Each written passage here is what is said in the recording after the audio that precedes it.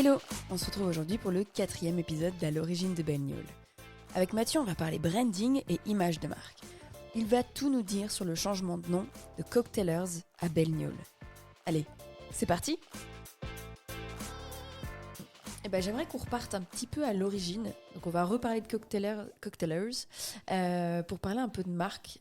Parce que ce qui est intéressant dans ton histoire et dans votre histoire, si j'inclus Tim au début, c'est qu'il y a une histoire de rebranding. Donc on passe d'une marque Cocktailers à Belle-Gnôle par Cocktailers. Et comme tu le disais tout à l'heure, peut-être tout à l'heure, Belle-Gnôle dans quelques temps. J'aimerais qu'on reparle un peu de Cocktailers et de comment vous avez défini peut-être au début l'image de marque que vous voulez lui donner, à quoi ça ressemblait, puisque nous on va voir aujourd'hui que Belle-Gnôle, mais un peu c'était quoi à cette époque-là Cocktailers? Cocktailers, on a voulu faire au départ une marque où notre objectif c'était que ce soit des bouteilles qui prennent pas la poussière. On a failli mettre ça en tagline de notre marque, les bouteilles qui ne prennent pas la poussière. On voulait faire avec des spiritueux qui sont déjà ancrés depuis des années dans le terroir français. La liqueur de sapin, on n'est pas les premiers à en faire, on n'a pas inventé l'eau chaude. Et je pense que dans les Alpes ou dans les Vosges, il y a beaucoup de gens qui la font eux-mêmes depuis des centaines d'années. Et donc on a voulu s'appuyer sur des alcools traditionnels, mais les remettre au goût du jour. Donc au début, on a voulu créer une marque jeune avec un packaging apuré. On n'a pas voulu se cantonner à la traditionnelle bouteille du Calvados. On a changé le format de la bouteille.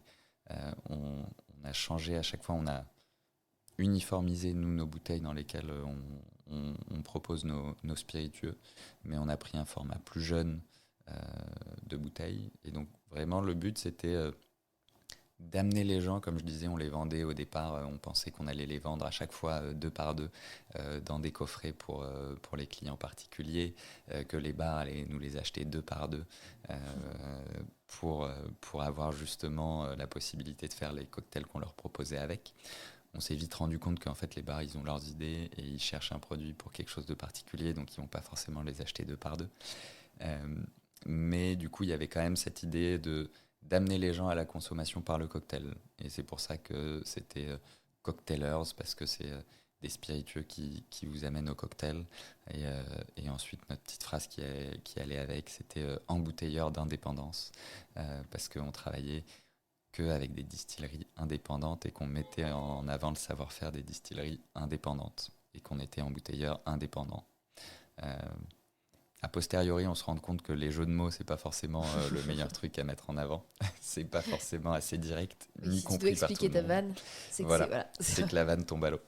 Et justement, alors vous avez donc trouvé le nom, défini un peu la bouteille. Est-ce que au niveau de l'identité, est-ce que c'est vous qui aviez fait à l'époque le logo ou est-ce que vous êtes fait accompagner par quelqu'un? On s'est fait accompagner par quelqu'un pour le dessin du logo, donc avec le nom Cocktailers, du mot français coquetier, mais on y reviendra, Cocktailers qu'on avait réussi à angliciser, un mot français qu'on a réussi à angliciser pour une marque française, c'était un peu une mauvaise idée aussi. Mais les premières étiquettes, j'ai retrouvé dans un carnet il n'y a pas très longtemps justement les premiers dessins qu'on avait fait à la main. Et en fait, on était vraiment parti là-dessus. Et ensuite, on a eu une graphiste qui se trouve être la belle-sœur de Timothée, qui nous a épuré donc, les dessins qu'on avait faits. Et c'est elle qui nous a dessiné ce premier logo qui était un coquetier avec un œuf à la coque qui était coupé et une paille dedans. Donc un peu comme un cocktail, un coquetier-cocktail. Et, euh, et donc du coup c'est Alix qui nous a fait tout ça et avec qui on continue à travailler sur la partie graphisme. Et maintenant on travaille aussi avec un dessinateur, donc les deux bossent ensemble. Étienne Decré, notre dessinateur, et les deux bossent ensemble pour l'ensemble de l'identité et pour harmoniser les différentes étiquettes. Ouais. Mais je pense comme tout entrepreneur n'ayant pas levé de fonds énormément dès le départ, etc. Et on fait les choses nous-mêmes. Donc on a dessiné dans nos carnets des étiquettes. Je pense que le carnet est le meilleur outil de l'entrepreneur. On peut y écrire plein de choses, on peut y dessiner plein de choses, et surtout on peut les retrouver après, c'est encore plus Ouais. marrant. Et, alors, le moment où vous avez fait un peu tout ça et que c'est devenu officiel avec des premières étiquettes, c'est quoi le retour des gens ou même de vos proches quand vous montrez une bouteille Cocktailers euh, les premiers, tu m'avais dit liqueur de melon Liqueur et de sapin et absinthe, liqueur de sapin et les absinthe, deux pardon. premières. Bah, de toute façon, je pense que même si c'est pas vraiment le cas, tout le monde trouvait ça génial parce que quand on parle à des potes, c'est difficile d'aller dire à son pote qui vient de bosser pendant 6 mois sur un truc, en fait, tout ce que tu as fait, c'est dégueulasse. Donc les gens ont été encore une fois plutôt bienveillants et nous, de toute façon, on était convaincus par ce qu'on avait fait, on trouvait ça génial, on adorait notre nom, on adorait le design de nos étiquettes. On avait en fait le nom du produit marqué en énorme au milieu d'un losange blanc avec Cocktailers marqué en dessous. Et on avait tous les ingrédients qui étaient dessinés en petits pictos en fait derrière le nom sur le fond. Donc ça, c'était nos étiquettes au départ. Et justement, on avait l'impression de vraiment mettre en avant le produit et ce qu'il y avait à l'intérieur de la bouteille à travers l'étiquette. Aujourd'hui, a posteriori, en y réfléchissant, on s'est rendu compte qu'en fait, les bouteilles, quand elles sont posées sur un back bar de loin, ben, en fait, le petit pictogramme Ouais, en ça se blanc voit pas. sur un fond pastel, on le voit pas forcément parce qu'en plus, c'est dans des établissements où la lumière est souvent tamisée. Voilà. Donc, l'avantage, c'était qu'on voyait vraiment en énorme le nom. Et on avait en fait un peu comme Cocktailers était marqué dans une forme un petit peu comme une plaque de rue parisienne. Euh, Ok. ça ressemblait à ça. Et on avait notre petit coquetier qui était à la place du numéro de l'arrondissement. Et avec un petit liseré bleu, blanc, rouge. Donc, mais qu'on voyait pas non plus parce qu'il n'était pas assez gros. Donc on avait mis tout ça en place, on avait dessiné tout ça. Et bah, ça nous a plu pendant un certain nombre d'années. Et puis je pense que c'est comme tout, il y a besoin de faire évoluer les choses pour redonner des nouvelles dynamiques. Parce que même nous, à la fin, on commençait à plus en pouvoir à partir du moment où on s'est dit, bon, il faut qu'on change tout ça, qu'on repense tout ça. Euh, on a commencé à se dire que c'était plus bien. Et du coup, les étiquettes ont commencé à nous sortir par les Hmm. yeux. Et justement, c'est à quel moment que Cocktailers devient ou commence à devenir dans votre tête autre chose qui deviendra Belle Gnôle par Cocktailers après? Du coup, ça fait un peu plus d'un an maintenant. On a fait le changement en septembre, il y a un an et 3 mois, 4 mois. On a commencé à bosser dessus il y a 6 mois avant ça. Euh, et en fait, c'est vraiment arrivé, tout est parti du nom qu'on voulait changer. Tout est parti du fait que Cocktailers, ça correspondait plus en fait à ce qu'on voulait. Il se trouve qu'avant le Covid, on ne connaissait pas encore beaucoup les RTD, les Ready to Drink, donc les cocktails en bouteille. C'était des produits qui étaient très niches. Il y avait quelques boîtes qui faisaient ça, mais ça restait très niche. Et avec le Covid, les confinements, il y a beaucoup de bars qui se sont mis à faire du cocktail en bouteille pour pouvoir proposer une alternative à leur économique Ouais. pour s'offrir une petite bouffée d'air frais. Beaucoup de barman qui se sont dit ben, je fais des cocktails, je vais me lancer là-dedans aussi. Et en fait, à la sortie du Covid, on s'est rendu compte que les gens pensaient qu'on faisait du cocktail en bouteille en s'appelant Cocktailers. Donc quand on allait taper à la porte de nos clients pros, enfin de nos prospects en restauration ou dans les bars, bah, tout de suite le premier a priori c'est de dire en fait vous faites du cocktail en bouteille, à quoi vous allez me servir vu que moi je fais du cocktail dans mon bar. Euh, donc Ouais. c'est vraiment tout est venu de l'envie de changer de nom. Ce que je disais, c'est on avait choisi un nom français coquetel qu'on avait anglicisé, donc pas trop de sens. Un nom que personne n'arrivait à prononcer correctement. Un nom que personne n'arrivait à épeler correctement. Et du coup, personne n'arrive à te retrouver sur Internet. Donc, tu as beau Ouais. discuter pendant 20 minutes avec quelqu'un, lui raconter tout le truc, et peut-être que la personne est hyper convaincue, mais tu vas pas avoir ta carte sur toi, donc il va dire non, mais je vais retrouver sur Internet ou autre. L'importance du nom et du souvenir, Voilà. ouais, Et quand tu hyper parles à important. quelqu'un et qu'il te dit ah, mais attends, je te retrouve sur les réseaux sociaux, je vais suivre, et qu'il faut les play 4 fois. Et c'est le. Je sais plus avec qui je parlais de ça, mais qui me disait c'est sûr que Cocktailers, ça passe pas le test du téléphone. Et le test du téléphone, c'est tu prends ton téléphone et tu dis bonjour, c'est Cocktailers à quelqu'un. Et si jamais la personne te demande de répéter, c'est que c'est foutu. Ok, intéressant.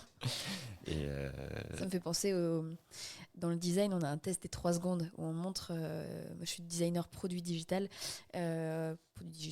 on montre une maquette pendant 3 secondes et après on demande, on l'enlève et on dit qu'est-ce que tu as vu en premier, de quoi est-ce que tu te souviens. Ça c'est un peu Pardon, j'ai pas entendu, vous pouvez redire, ou le test d'Instagram de si on te dit un mot et que tu n'arrives pas à les plaies le retrouver, c'est peut-être qu'il y a un... voilà, c'est qu'il y a un souci quelque part. Et donc, du coup, on s'est dit, il faut qu'on change de nom. Et au moment où on s'est dit, on change de nom, on s'est dit, on va faire tout un gros boulot pour changer de nom. Est-ce qu'on n'en profiterait pas pour carrément tout changer? Ouais. Avant Et d'aller dans peut-être le petit détail de tout changer, ouais, donc vous avez gardé Belle par Cocktailers. Ça m'intéresserait de comprendre, parce que ça allonge le nom de marque, ça m'intéresserait un peu de comprendre comment tu vis cet entre-deux et quand est-ce que tu penses passer peut-être à Belle qui est-ce que je comprends la future marque, voire la marque actuelle, mais qui va évoluer en termes de nom. ouais, exactement.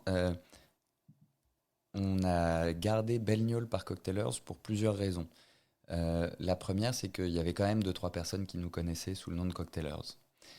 Donc, tout changer pour passer de Cocktailers à Belgnol, sachant qu'on n'a pas non plus des moyens gigantesques, donc on ne fait pas des campagnes de pub énormes pour annoncer qu'on va changer. On n'est pas Total qui devient Total Énergie. Mm.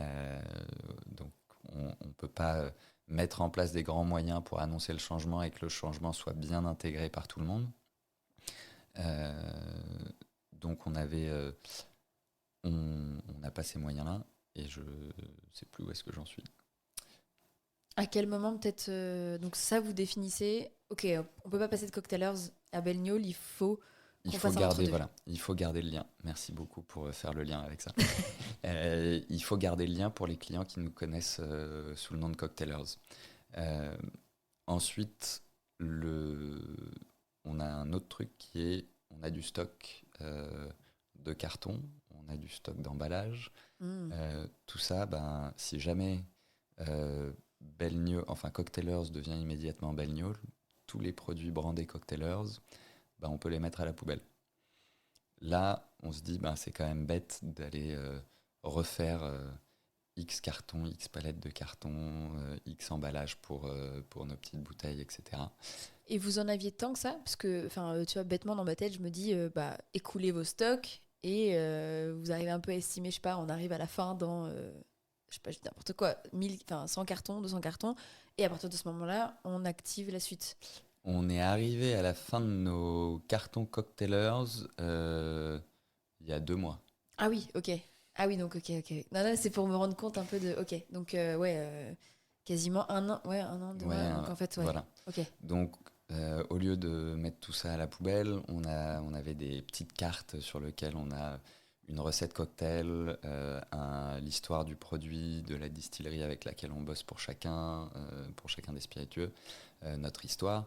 Ça, on le donne sur les bouteilles à tous nos clients particuliers. Donc, si on passe tout de suite de l'un à l'autre, on perd tout ça. C'est quand même un gâchis un peu inutile. Donc on voulait garder quand même ce Cocktailers dans notre nom. Et puis après, il y a un détail de dépôt de marque aussi. C'est que Belgnol, c'est quand même très générique. Et au même titre que le slip français, par exemple, euh, qui au départ n'a jamais déposé sa marque parce que n'a pas eu le droit de déposer sa marque. Parce que tous les gens qui font des slips en France n'auraient pas le droit d'utiliser le mot slip français. Ah oui, dans leur site ou dans leur Voilà. description de produit. Ok. Donc du coup, c'est l'INPI tout simplement refuse d'homologuer des marques comme ça parce que c'est trop générique. Ouais, descriptive, ouais. Voilà, trop descriptif du produit. Et nous, Belgnol, c'est quand même très descriptif. Et donc après ça, c'est des choses auxquelles on va arriver là, mais une fois qu'on a l'utilisation de la marque pendant un certain temps, etc. Donc là, maintenant, tu peux. L'INPI est OK Ouais, avec le fait maintenant je d'utiliser vais Belgnol. pouvoir, oui. Ok. Voilà. Qu'est-ce qui a changé, tu sais un Parce peu? qu'il en fait, c'est juste qu'il y a un temps d'utilisation où on peut prouver à l'INPI que les gens nous connaissent sous ce nom-là et que c'est notre marque. D'accord, donc avec finalement Belgnol par Cocktailers, tu écoules ton stock et à la fois tu permets à l'INPI de se rendre compte qu'effectivement tu as la légitimité pour porter juste Belgnol C'est dans ça, X mois. exactement. Ok, fascinant. Donc c'est pour ça qu'on a gardé le Cocktailers, parce que notre marque c'est aussi Belgnol par Cocktailers maintenant. Et c'est pour ça qu'on ne s'est pas tout de suite séparé de ça, pour pas perdre la clientèle, pour pouvoir déposer notre marque plus simplement. Ok, ok, super intéressant de comprendre ce changement. Et tu as un ordre d'idée de quand est-ce que tu penses que ça va devenir Belgnol? Très rapidement. Très rapidement, après c'est encore une histoire de stock. Ouais, ok, d'accord. Ça marche. Voilà, ça coûte moins cher de faire des étiquettes par 3000 que de les faire par 300. Ça a du sens. Si on revient maintenant sur le packaging, l'identité visuelle, est-ce que tu peux nous parler, donc tu travaillais donc avec Alix, Oui, qui a travaillé sur le logo, qui j'imagine t'accompagne sur les transitions de logo, de passer de Cocktailers à Belgnol par Cocktailers et demain, après-demain, Belgnol. Tu as parlé aussi d'Étienne ouais. pour les illustrations. Est-ce qu'on peut rentrer un peu dans le détail de comment est-ce que tu rencontres cette personne? Comment est-ce que les deux travaillent ensemble? C'est quoi le brief? Parce que, alors, avant, on parlait d'une étiquette avec le gros logo, la plaque un peu de Paris, etc. Là, on est sur toute autre dimension. On est sur je vous encourage à aller regarder, si vous ne connaissez pas un peu les bouteilles, allez regarder sur Internet, sur Instagram. C'est des belles bouteilles bien illustrées. Chaque bouteille a sa propre illustration. Et je vous encourage à regarder encore plus dans le détail parce que vous verrez des alambics un peu cachés, enfin cachés dans l'illustration. Et j'aimerais bien comprendre un peu comment tout ça s'articule, qui trouve ces idées et comment on en arrive à avoir ces belles étiquettes devant nous. Alors, déjà, tout commence en fait par la rencontre avec Étienne. On savait qu'on voulait passer sur quelque chose de plus illustratif que le travail qu'on avait fait avant avec Alix, où on était plus sur du graphisme, de la mise en avant d'un nom, etc. Et on réfléchissait avec Timothée à se dire comment est-ce qu'on va rajeunir tout ça, rendre l'étiquette plus ludique, apporter quelque chose qui va décrire notre produit. En fait, on a fait le même travail sur le dessin de l'étiquette que sur notre nom. On s'est dit, le nom Belgnol, comment est-ce que les gens vont le percevoir et qu'est-ce que ça va donner comme image de notre marque. On fait des spiritueux français, on fait des spiritueux du terroir français, et on fait des bons spiritueux du terroir français. Donc c'est la gnôle, ça fait très terroir, ça fait très français, et elle est belle, parce que la gnôle est belle quand elle est bien faite. Drop the mic. Voilà. Et du coup, on a eu cette réflexion-là sur le choix du nom. Et sur la façon de faire les étiquettes, on s'est dit, il faut que ça mette en avant la distillerie, que ça transmette le message de ce qu'il y a dans la bouteille et qu'en regardant l'étiquette, la personne comprenne l'idée du produit qu'on a mis dedans. Et c'est encore une fois complètement par hasard. Étienne, c'est un pote de pote avec qui un jour on discutait pendant une soirée. Et lui il faisait aussi autre chose avant. Il avait un autre boulot, je crois qu'il t'a fait dans le marketing, dans le cinéma, si je ne dis pas de bêtises. Et il a arrêté ça pour devenir et se lancer en tant que dessinateur. Et en dessinant, il était en train de dessiner sa première BD quand on s'est rencontrés. Et du coup, on discute de ça. Et je lui dis, mais attends, moi je suis en train de chercher quelqu'un pour illustrer mes étiquettes. Est-ce que c'est un projet qui peut t'intéresser? Et on a commencé à discuter de ça. Et nous, on est arrivé avec Tim, avec un brief hyper. Il nous a dit, bah, discutons-en, ça peut être cool. Et on est arrivé avec un brief hyper cadré, hyper normé, en lui disant voilà, il faut qu'il y ait ça, ça sur l'étiquette, il faut que ce soit telle et telle couleur, on a déjà une charte, etc. Et du coup, Et qu'est-ce qui s'est passé entre les deux? et entre les deux, bah, un jour, Étienne commence à dessiner des trucs et on n'était vraiment pas contents, ni nous ni lui, ça nous satisfaisait pas, on trouvait qu'il manquait quelque chose dans dans les dessins, dans l'image que ça transmettait, dans le message que ça véhiculait.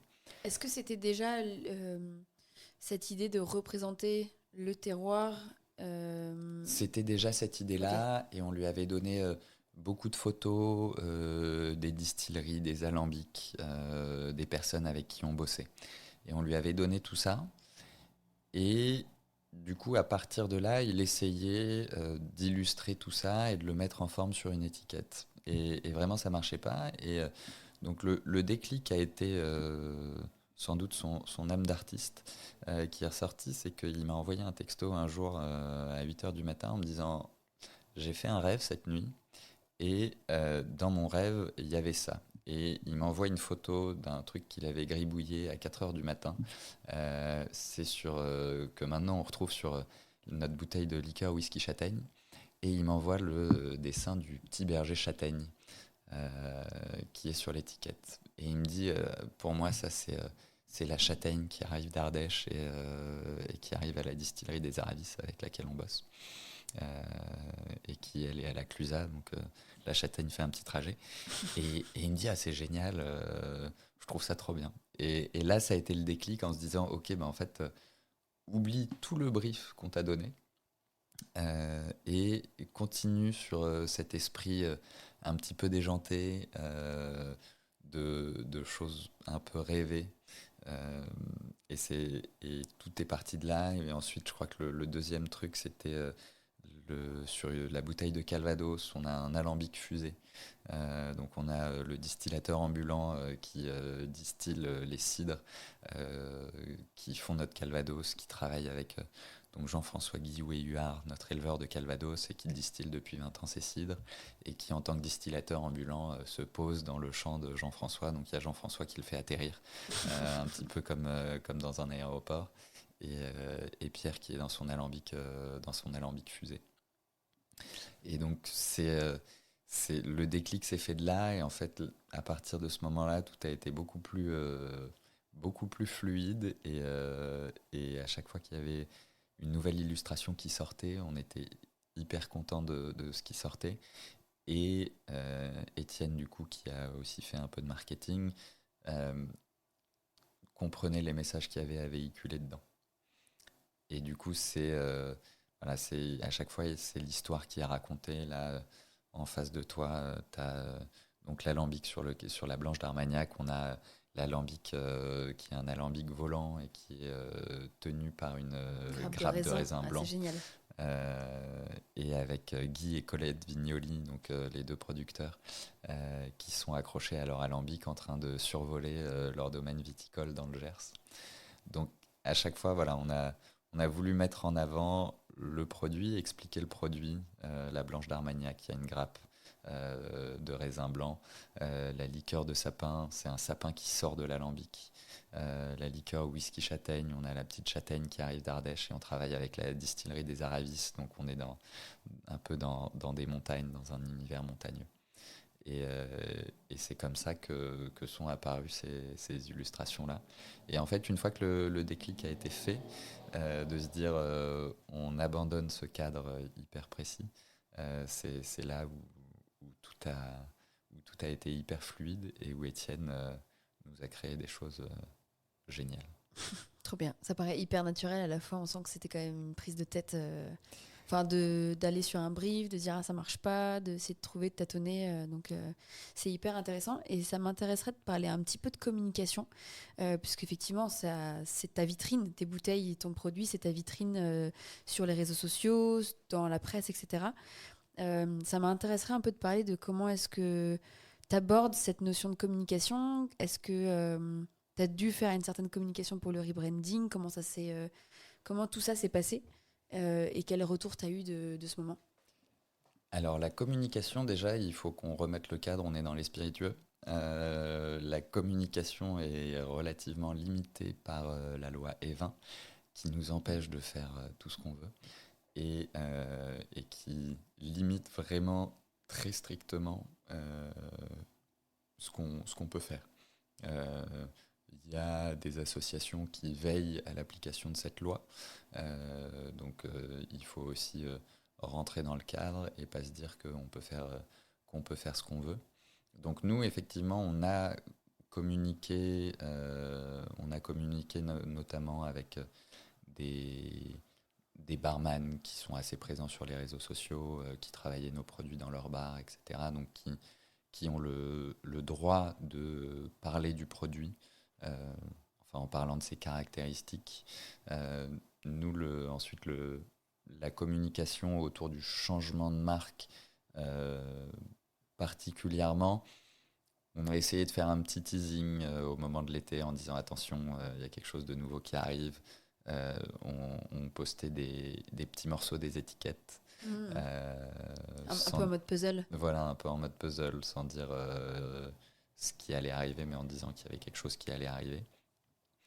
Et on avait une personne qui s'occupait de notre communication à ce moment-là, une attachée de presse, euh, qui a communiqué notamment alors, dans les, dans les magazines spécialisés, etc. Donc on s'est adressé à la presse spécialisée et on a communiqué sur les réseaux sociaux.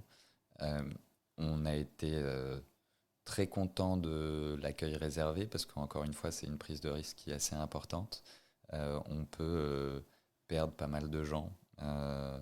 Après, on sait qu'on avait des bouteilles qui s'adressaient pas forcément à tout le monde parce que il y a des gens encore qui vont être vraiment dans le traditionnalisme et qui de toute façon n'auraient pas aimé nos précédentes bouteilles de Calvados, mais qui aimeront toujours pas celle-là parce que c'est pas dans une bouteille de Calvados. Euh, donc ça, c'est pas forcément à cette clientèle-là qu'on va s'adresser. Mais déjà, les gens, en lisant le nom, ça les fait marrer. Donc on a senti qu'on avait tout gagné quand on voit les gens se marrer. Et c'est le meilleur test, c'est d'aller faire des salons grand public. Parce que bah, c'est vraiment on est directement face au consommateur final. Et là, bah, on en a fait l'expérience encore les 3 derniers week-ends où les gens voient les bouteilles, ils ont envie de la prendre dans la Ouais, main, ou d'aller en photo regarder le même. dessin. On a des commentaires sur des publicités qu'on fait sur les réseaux sociaux où les gens disent j'ai passé des heures à regarder chaque étiquette. Euh, et du coup, on a aussi essayé d'expliquer un petit peu. On n'a pas été très bon. Ça fait partie des choses que j'ai pas forcément le temps de faire mais que j'aimerais faire un petit peu plus. C'est expliquer exactement chaque étiquette, ce qui est à l'intérieur de l'étiquette pour aller montrer tous les petits détails un petit peu sympas et qui racontent l'histoire. Et typiquement, même chez les cavistes, du coup, c'est aussi un produit qui a quand même été mieux accepté que Cocktailers parce que à partir du moment où ils ont une étiquette et où ils savent quelle est l'histoire sur l'étiquette, ils peuvent aller la raconter. Ouais, Et c'est un outil supplémentaire d'aide à la vente. ouais. Parce que voilà, on ne peut pas faire du 4x3 dans le métro ou de façon très réglementée. On ne peut pas faire n'importe quoi comme communication avec des jeux concours dans tous les sens. Ça, c'est pas très autorisé pour nous. Mais mais la bouteille en elle-même, c'est aussi, c'est ce que tu disais, c'est notre outil de communication. Et notre étiquette, c'est notre outil de communication. Ouais.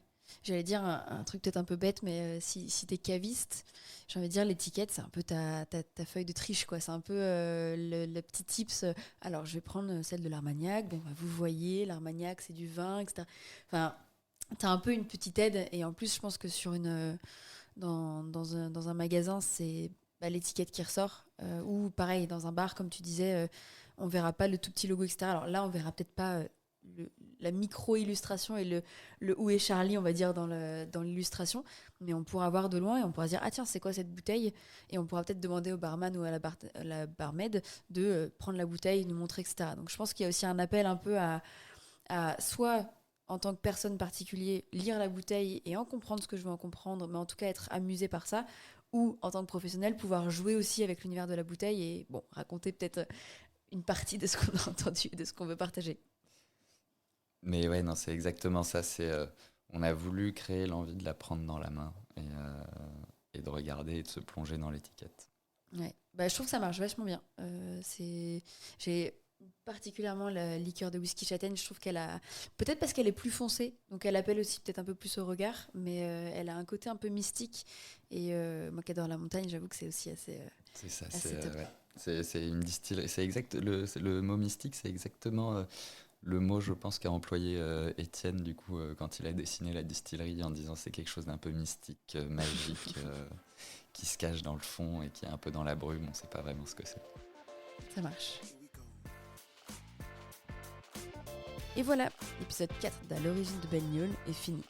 On se retrouve lundi prochain pour le dernier épisode.